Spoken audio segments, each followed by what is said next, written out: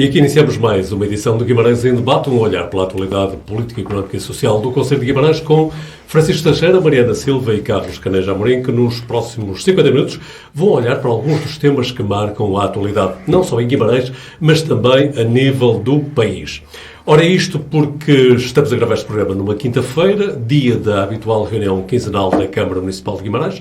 O que aconteceu hoje, diria que foi uma reunião em que o período da agenda, de facto, não foi o mais importante que aconteceu.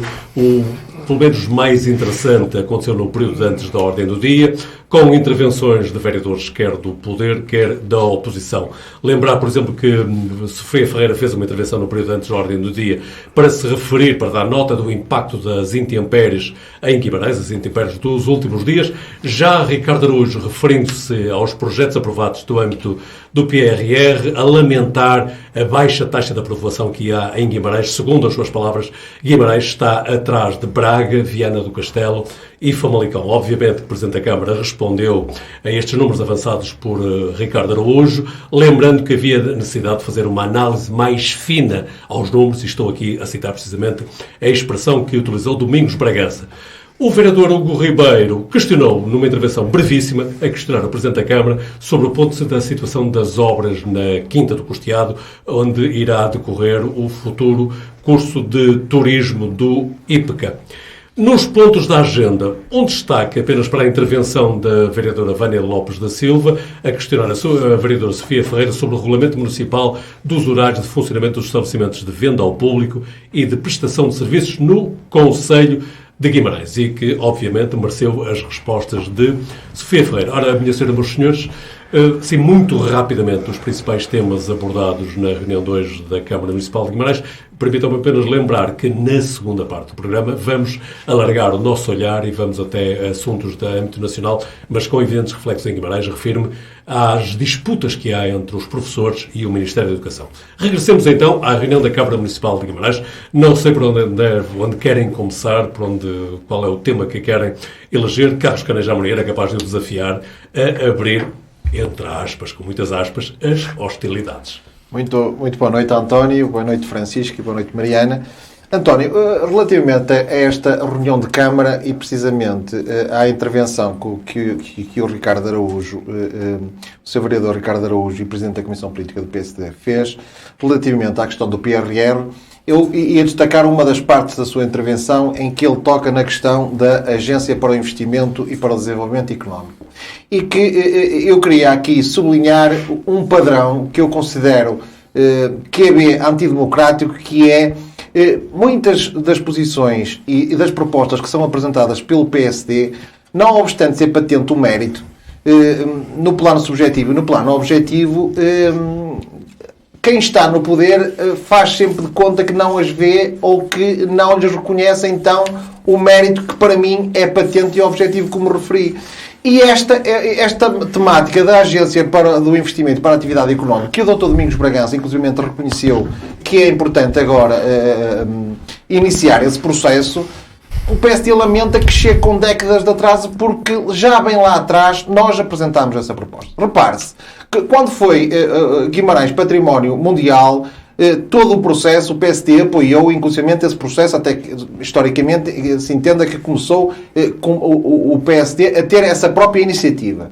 E a Capital Verde Europeia, que foi mérito, indiscutivelmente, da Câmara Municipal liderada pelo Partido Socialista, o PSD também apoiou de forma entusiástica. Não é pelo facto de ser o PS a apresentar boas propostas que o PSD, só porque é o PS, vai dizer mal. Não. Se as propostas são boas, se são estruturais para Guimarães, se são positivas para o nosso futuro, o PSD diz sim e elogia o PS quando tem de o fazer. Estranho esta patente atitude no limite do antidemocrático de sempre fechar os olhos às nossas propostas. Porque são várias as temáticas em que nós sinalizamos bem lá atrás e, como eu digo, o PS, que no fundo é quem tem o poder para decidir e tem a maioria, manda o PSD para as calendas gregas. E, portanto, esta agência, o seu Presidente Domingos Bragança, inclusive agora, tem verbalizado várias vezes que, de facto, agora é um projeto que tem de avançar.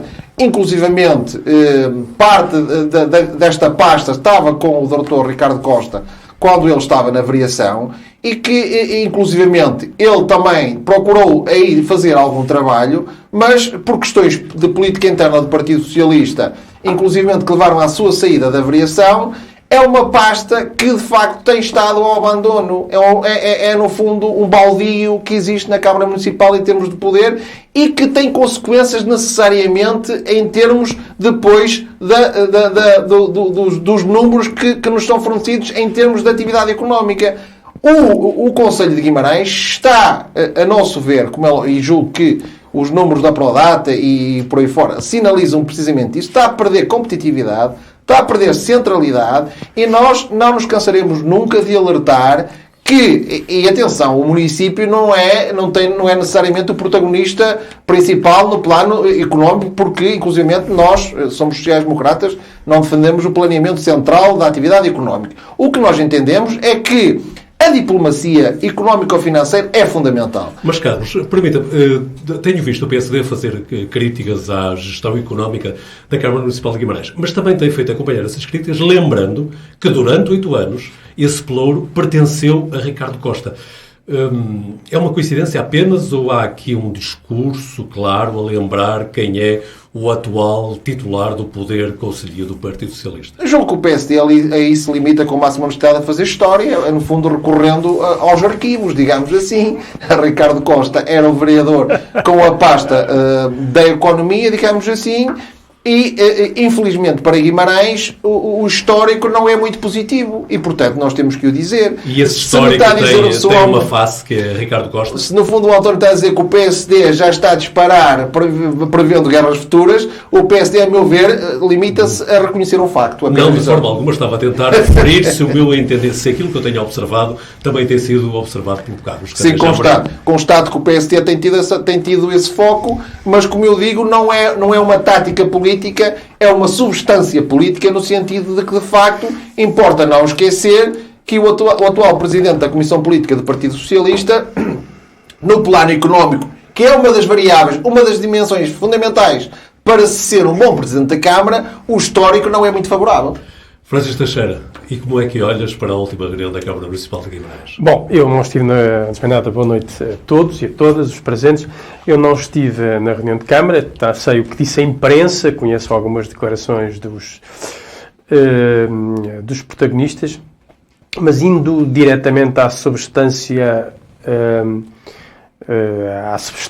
da intervenção do PSD, à substância tática, ia dizer, do PSD, a verdade é que com o Ricardo Costa começou a haver uma política económica em Guimarães. Se há hoje um debate forte sobre a política económica em Guimarães, cuja capacidade de agenciamento por parte da autarquia é, apesar de tudo, relativa, mas é alguma, foi em grande parte pelo facto do Ricardo Costa ter tido justamente uma política, sendo que ele era o vereador, não era o presidente, e, portanto, com competências reduzidas ou competências que não eram a de direção integral da política económica local, com as possibilidades locais que ele dirigia. É preciso sempre perceber-se isto, porque os regimes autárquicos, ao contrário do que a maior parte das pessoas pensa, são excepcionalmente presidenciáveis. Em Portugal, o regime autárquico português é excepcionalmente centrado no Presidente da Câmara, e apesar disso, nos 8 anos em que o Ricardo foi vereador do Desenvolvimento Económico da Câmara de Guimarães, de facto houve um novo olhar para as questões da política económica, do desenvolvimento industrial, da agregação de projetos económicos e da venda da marca Guimarães. Por exemplo, a ideia de Guimarães Marca foi uma criação do próprio Ricardo Costa, que sim, foi importante na valorização. Mas é curto, Francisco. É verdade, mas é sempre curto, é verdade, mas é curto. Eu também subscreveria isso. Mas a verdade é que houve instrumentos relativamente importantes da política económica e houve uma centralidade do discurso que foi colocado pelo Ricardo enquanto era vereador e que está a fazer o seu caminho, deve dizer-se. Agora, o que já não é substância tática da parte do PSD é responsabilizar todo o desenvolvimento económico de Guimarães pela Câmara Municipal de Guimarães. Quer dizer, como eu ouço o Presidente da Comissão Política do PSD dizer que a Câmara de Guimarães é que é responsável pelo desenvolvimento económico, ou pela falta dele, integralmente de Guimarães. Porque isso é um absurdo completo, porque as competências das autarquias no campo de desenvolvimento económico são bastante reduzidas, como é sabido. Como também não é intelectualmente honesto comparar-se na distribuição da captação de investimento do PRR, por exemplo, Guimarães com Famalicão, quando Guimarães capta para já, no PRR, sensivelmente 40 milhões de euros, 37 milhões de euros e qualquer coisa, Famalicão capta 90 milhões de euros, mas só um único projeto de Famalicão capta 70 milhões. E sendo que nesse único projeto de Famalicão capta 70 milhões, estão empresas do Porto, como a Sonai, e estão empresas de Guimarães, associadas. São empresas de Guimarães, como a Mundifis, como a JF Almeida, como a Lameirinho, que têm uma parte importante desses consórcios que captaram estes 70 milhões de euros, mas que por organização do consórcio, que não conheço, qual foi a sua lógica, se centrou administrativamente numa empresa em Famalicão. E, portanto, o Presidente da Câmara tem razão quando diz que esta comparação direta entre o investimento em Guimarães e em Famalicão no âmbito do PRR, ou a captação do investimento no âmbito do PRR, esta comparação direta, demonstra alguma dificuldade de análise. É para não dizer... análise fina que... Sim, exatamente. É esta análise fina que eu estou aqui a fazer. Olha-se para o consórcio BIT, não é? Para o consórcio BIT, que capta 70 milhões de euros em 90.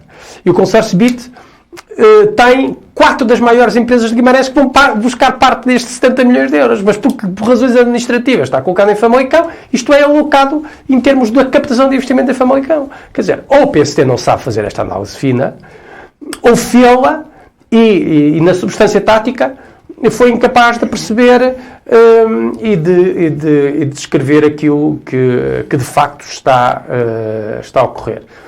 Sintetizando, o debate sobre a política económica é hoje um ativo importante de Guimarães e já agora é um ativo importante do Presidente da Comissão Política do PS de Guimarães, mesmo não estando na Câmara Municipal de Guimarães, parece que sobrevoa sobre a Câmara Municipal de Guimarães, incluindo sobre o PSD.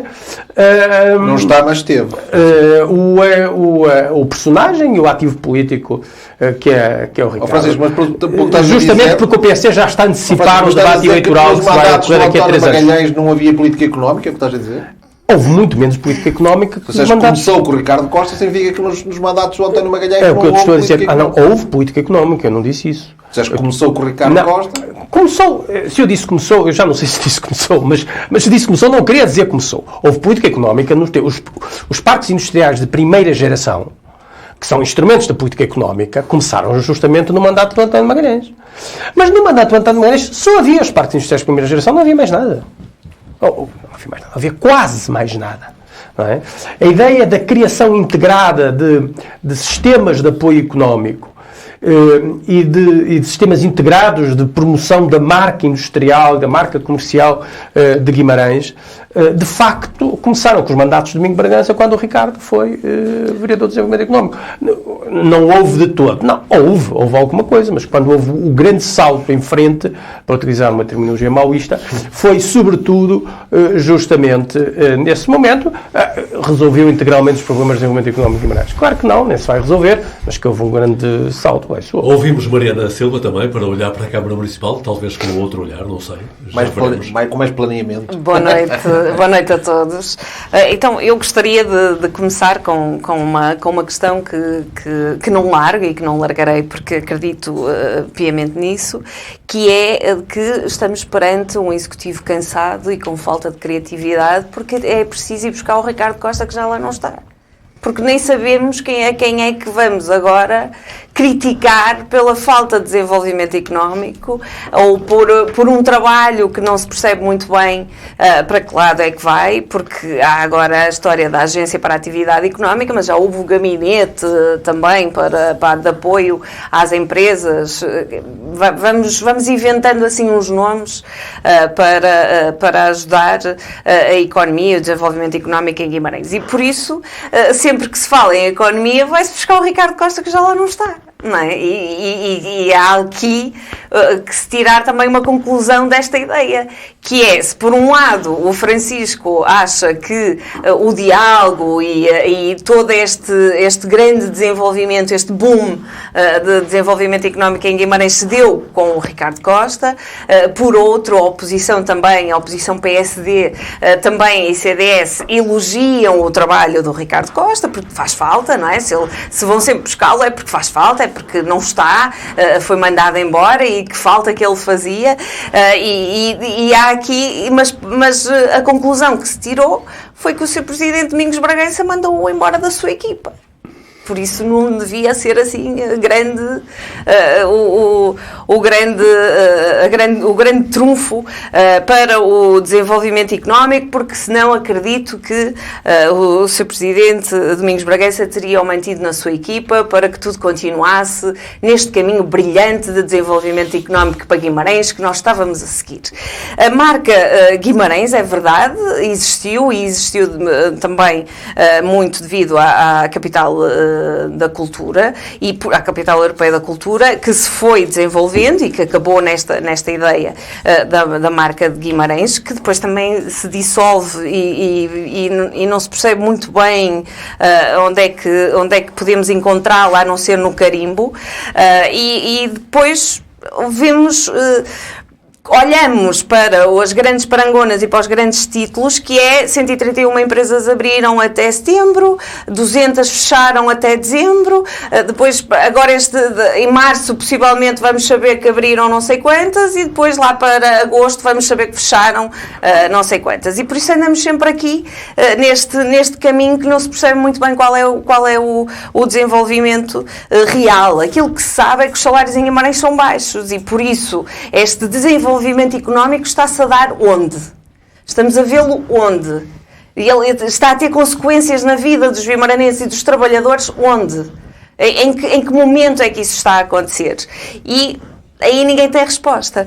Quanto aos investimentos no PRR, admira-me que o Francisco faça esta análise fina desta maneira, porque o investimento no PRR vai muito além daquilo que é o desenvolvimento económico, empresarial, vai também, se vamos buscar um projeto que consome quase todo o investimento em Famalicão, também podemos ir buscar um projeto que consome quase todo o investimento, que é a via do Ave Parque, e que não sabemos se realmente vale a pena a via do Ave Parque. Continuamos sem saber se vai trazer todos aqueles frutos que se diz, até porque já se percebeu que aquilo poupa 5 ou 10 minutos a chegar lá, por isso não é assim tão rápido, não se vai chegar assim tão rápido, e por isso não se percebe muito bem se estes 5 ou 10 minutos vão realmente favorecer no desenvolvimento do Ave Parque, que é um outro projeto de desenvolvimento que prometia e continua a prometer. Parece aqueles adultos que são muito inteligentes, não é? E que depois crescem e toda a gente acha que vai ser médico, ou que vai ser um grande engenheiro, ou que vai ser um grande cientista, e depois, olha, chegou aos 40, aos 50 e nunca trabalhou. A família financiou sempre, porque ele era um menino inteligente, não é? Era um menino que prometia e que nada aconteceu. O Ave Parque é a mesma coisa, é um menino que prometia, exatamente, passou ao lado de uma grande carreira. E o Ave Parque parece que também está a passar ao lado de uma grande carreira. Era um parque que prometia e deu no que deu, e continua a ser um servidor de dinheiro do município e dos vimaranenses. E por isso, estes investimentos no PRR preocupam-nos na medida em que eles estão a ser aplicados tanto numa via, na rodovia, porque da nossa parte, da parte da CDU, da parte dos verdes, este investimento devia estar a ser feito na ferrovia e não em mais estradas, até porque já havia este comprometimento também da União Europeia e por isso lamentamos que se tenha voltado atrás e que se deem estes passos atrás, mas também há aqui um investimento claro na habitação. E da parte do PRR, mas é um investimento para a habitação apenas na recuperação e na requalificação daquilo que já existe. E dos 2% de habitação social que nós temos no país, vamos continuar a ter pouco mais, acho que o desafio é 5%. E por isso, esta análise fina que nós devíamos estar a fazer devia ser muito mais abrangente e muito pouco de se as empresas de Guimarães estão ou não sediadas em Famalicão. Famalicão, ou neste projeto concreto, não é? Ou então, se vamos fazer uma análise fina, então vamos perceber porque é que se escolhe Famalicão e porque é que aquele grande projeto que também envolve empresas vimaranenses não escolheu estar no território vimaranense. Muito bem, olhamos ainda para a última reunião da Câmara Municipal, não sei se ainda há mais. Eu gostaria de dar uma pequena réplica, António, se me permitisse. Claro. Relativamente ao que disse, inclusive, o Francisco, porque nós constatamos que a governação socialista em Guimarães, numa lógica de autarcia, de autossuficiência, remete o PSD necessariamente para a perplexidade de Cassandra, que é, no fundo, nós adivinhamos o futuro, mas como quem está no poder não acredita em nós, de nada serve adivinhar o futuro. E, portanto, nós temos esta constante frustração, que é uma frustração democrática, e que era importante que o PSD, que o PS, sobretudo, que está no poder, tivesse a humildade, porque em democracia, sem humildade, o poder nunca é exercido em pleno no respeito pela Constituição da República Portuguesa. E depois constato no discurso de Francisco algo que me deixa também perplexo, que é o PS em Guimarães passa necessariamente para o outro lado do espelho, qual Alice no País das Maravilhas, em que no outro debate anterior, enquanto eu dizia que o Conselho de Guimarães é absolutamente extraordinário, o Francisco aproveitou, puxou dos galões e disse, claro, isso é mérito do Partido Socialista. E eu, de facto, vou com a Alice para o outro lado do espelho e vejo o centro histórico que foi o Partido Socialista que o construiu. O Paço dos Duques, de facto, o Partido Socialista teve um grande mérito na construção do Paço dos Duques e no Castelo. Porque, de facto, é estranho que se queira apoderar o Partido Socialista daquilo que já existia antes de eles cá chegarem. E depois, por outro lado, quando nós dizemos que no plano económico as coisas não correm mal, isso não tem nada a ver com o Partido Socialista. Quando nós dizemos que o Guimarães está a perder voz perante o centralismo, isso não tem nada a ver com o Partido Socialista. Quando nós alertamos que gostaríamos de ir de Alfa até Lisboa, isso não tem nada a ver com o Partido Socialista. Quer dizer, o que é bom e o que já cá estava foi o Partido Socialista que viajou no tempo. Quando aquilo que era necessário fazer e não se fez, o Partido Socialista está em parte incerta. Portanto, isto revela alguma alienação em termos de haver uma necessidade de haver foco absoluto em não meter a cabeça na areia e lutarmos para um futuro melhor para Guimarães.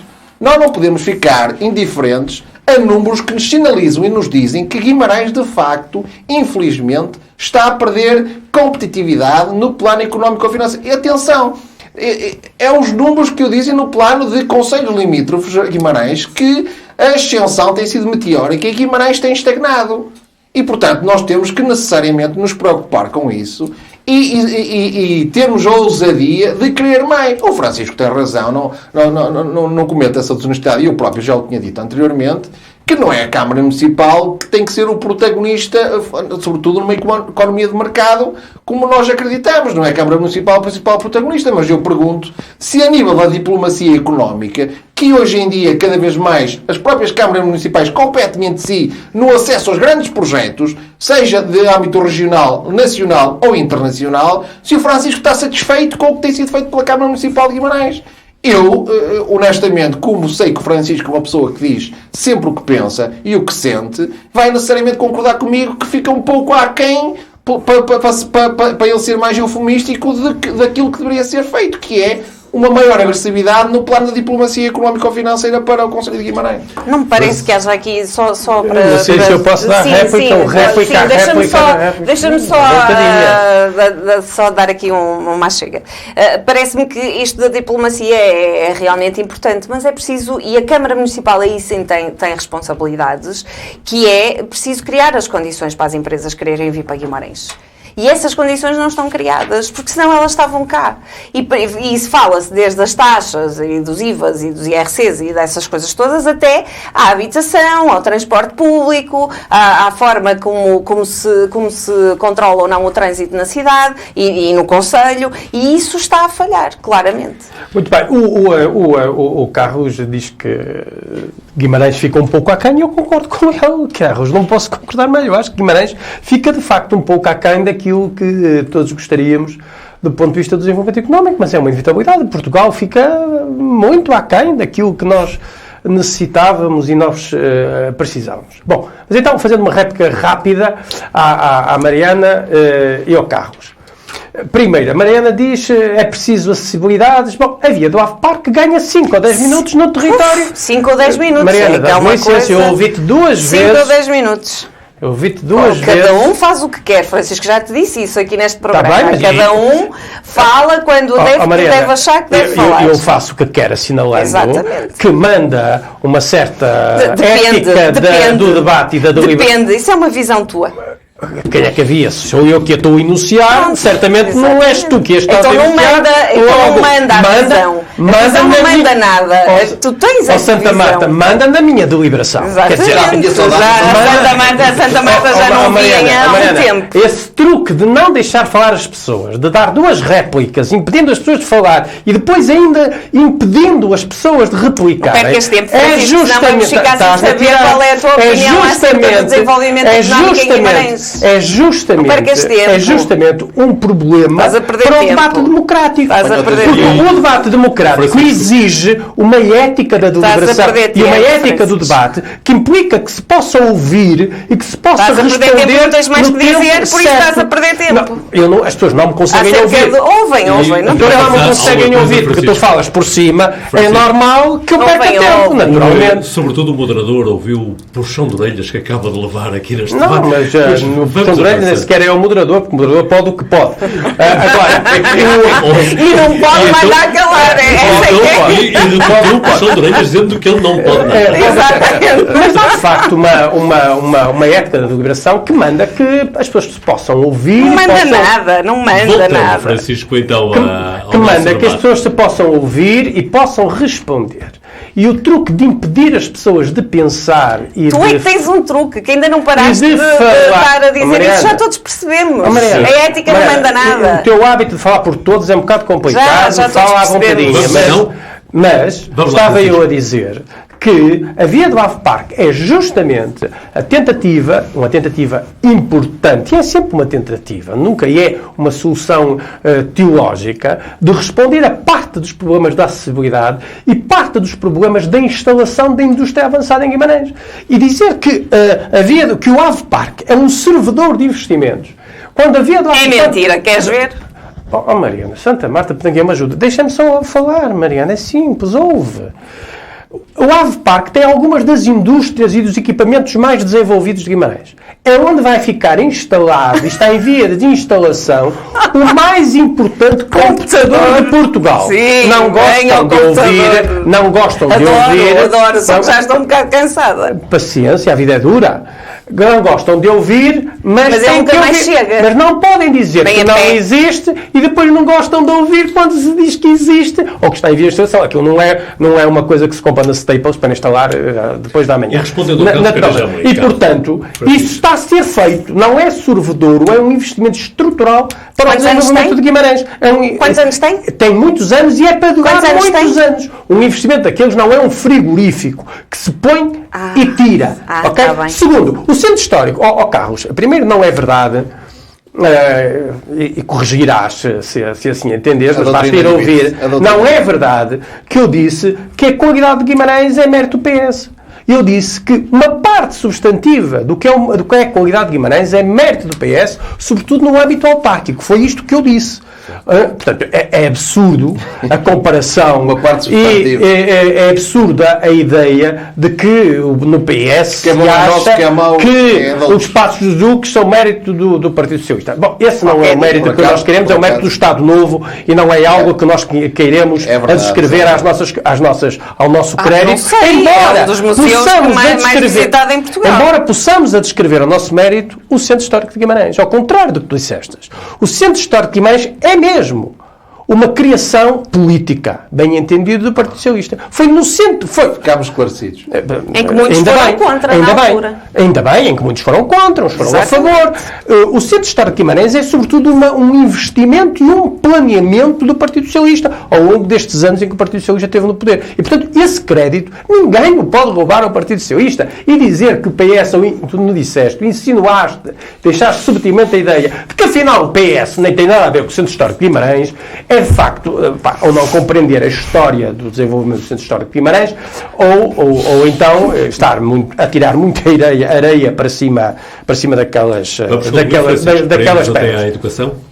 Sim, e eu concluo de uma maneira muito simples, que é, eu fico muito agradado de ver, de facto, quer a Mariana, quer o Carlos, quer o PSD, permanentemente a invocarem o Ricardo Costa. Estás a perder qualidades. Eu fui irónica. Estás a perder qualidades. Não percebi essa ironia. Não percebeste. Estás a perder qualidades. Vai-se falar do Ricardo Costa. E quem é que disse isso? E quem é que fala do Ricardo Costa? É a Mariana?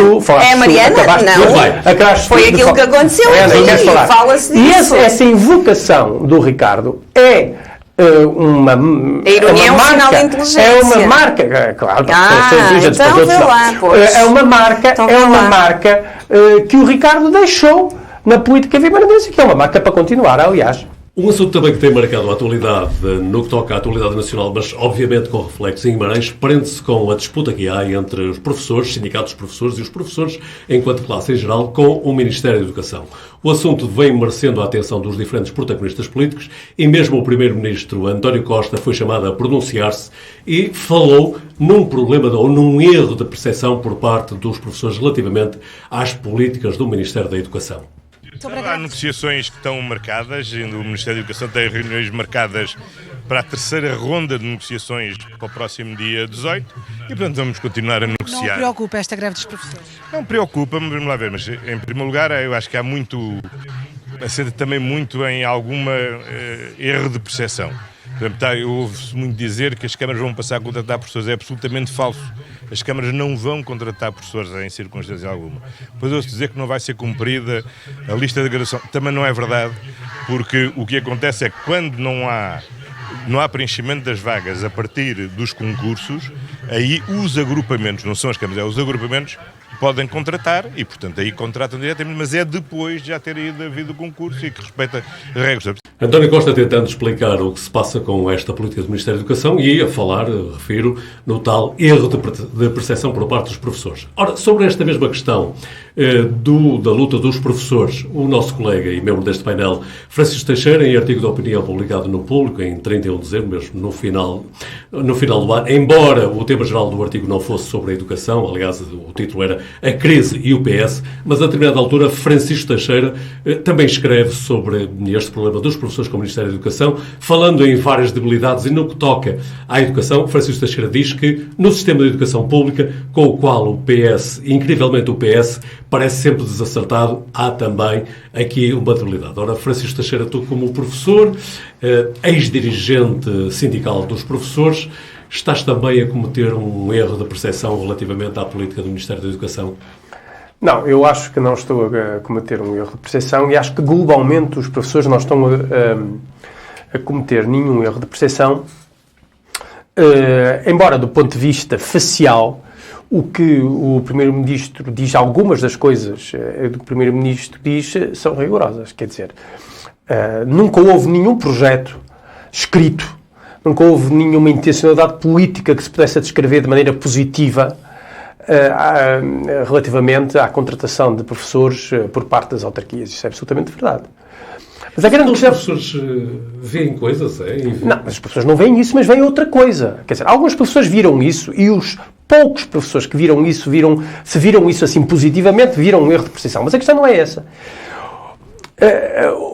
O Sr. Ministro da Educação colocou em cima da mesa e colocou de um modo informal, que é um modo incaracterístico e informal e portanto híbrido, difícil depois de categorizar, um novo modelo de contratação de professores que passava na fase mais próxima das escolas por seguinte, que era fazer concursos nacionais, como até aqui, concursos nacionais, reduzir desde logo os quadros de zona, portanto, geograficamente mais pequenos, permitindo que as pessoas que ficassem colocadas nos quadros de zona ficassem mais próximos das suas zonas de residência e das escolas a que concorreram, mas depois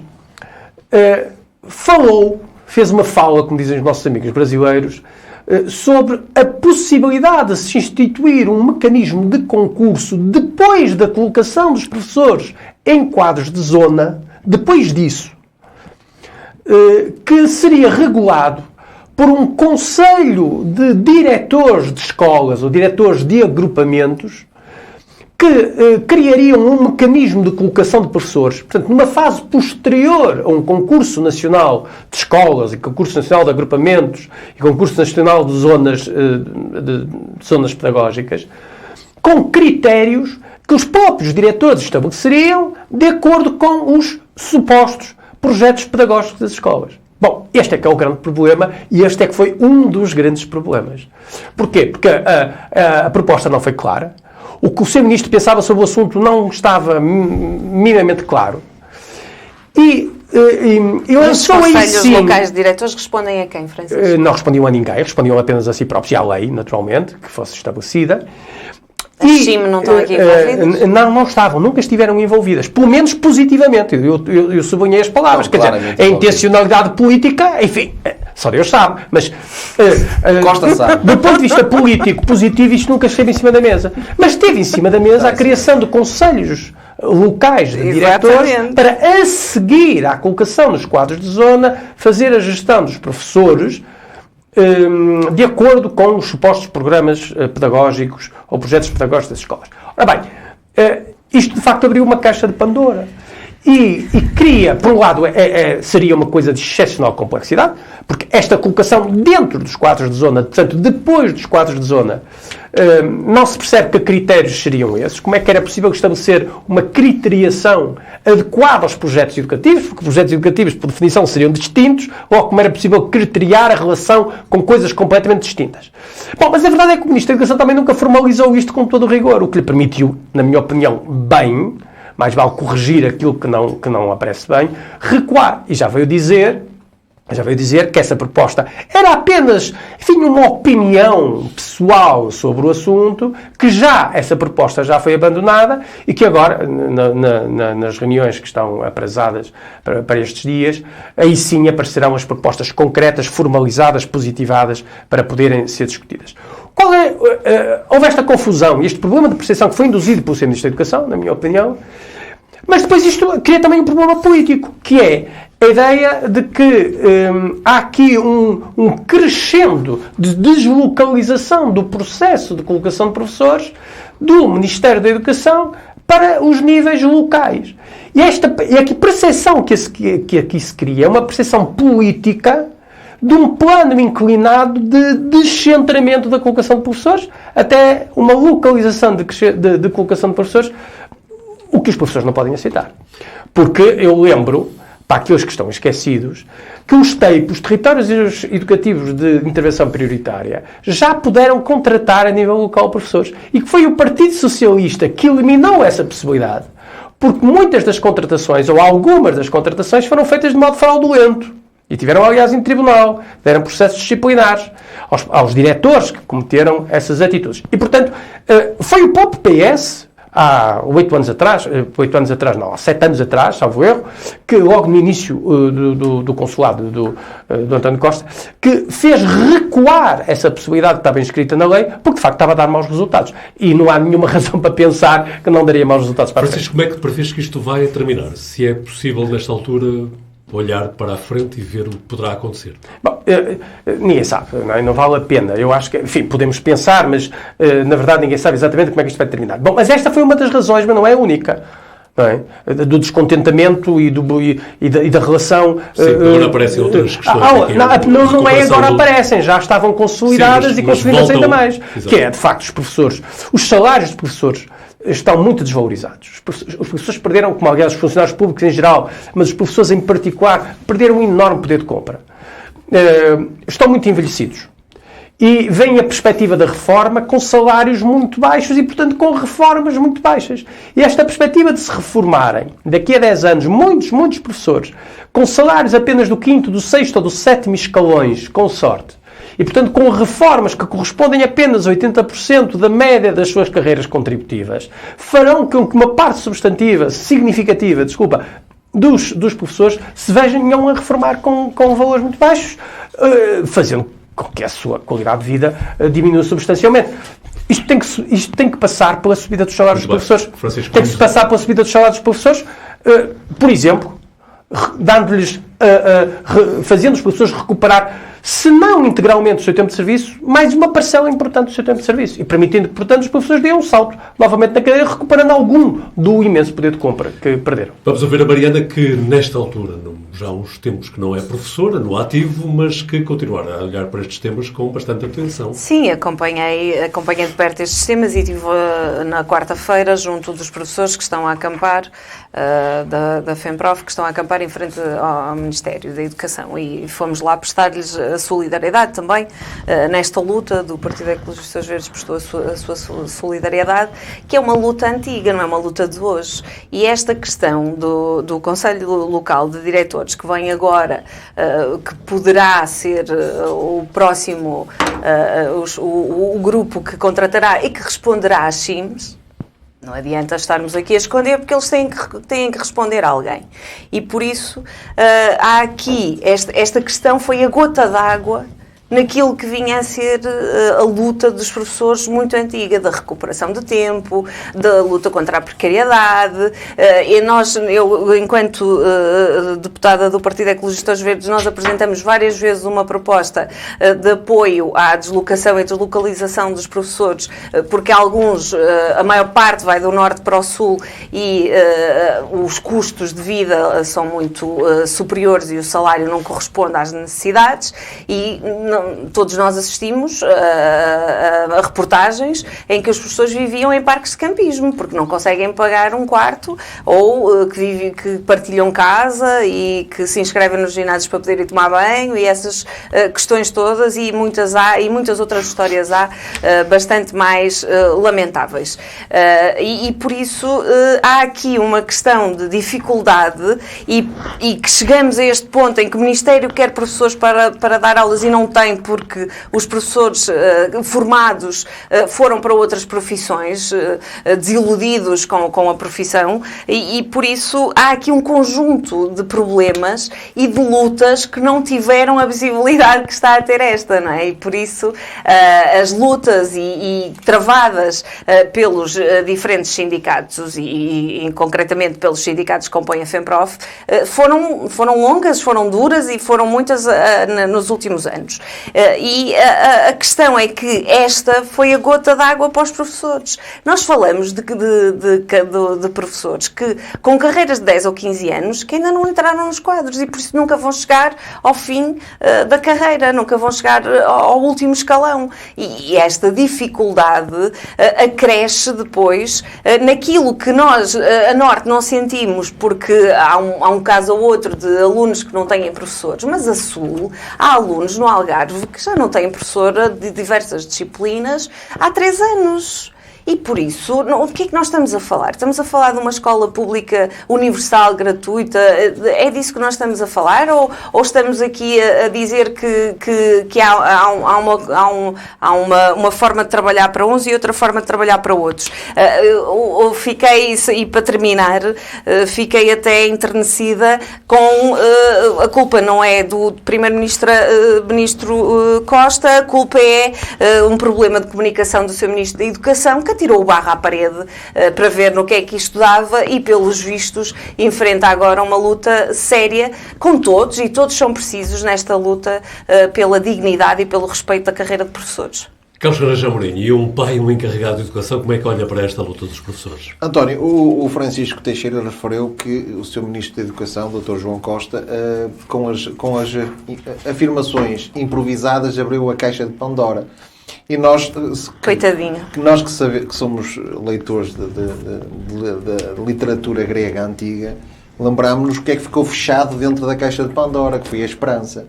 E, portanto, o que nós constatamos é que, de facto, o sistema educativo em Portugal está sem esperança porque os professores não se sentem minimamente respeitados.